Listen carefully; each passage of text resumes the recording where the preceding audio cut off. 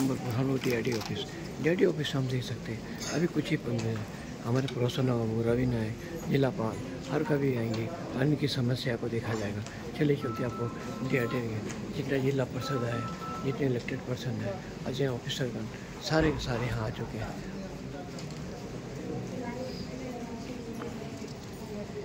जिला परिषद बैठे हैं, खुद जिला परिषद के मैडम भी हमारे यहाँ सामने में है। आइए जो प्रोग्राम है उसके बारे में पूछते हैं। मैडम कोई परमिट देते हैं?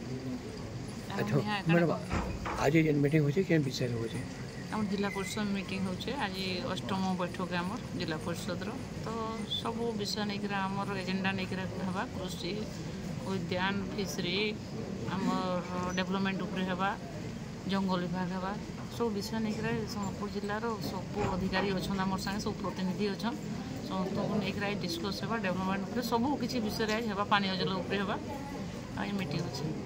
Thank you madam.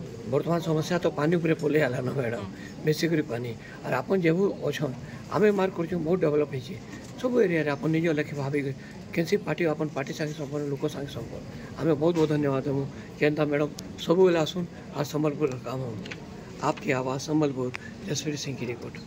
आमर के मंत्री हो जन मैडम रवि हाँ आम पंचायत राज मिनिस्टर आसुछन आमर आचार्य आगे पहुँचले न आमर रेडाकुल विधायक आम रेंगाली विधायक भी आसुछन। Thank you. आपकी आवाज़ संबलपुर जसवीर सिंह की रिपोर्ट।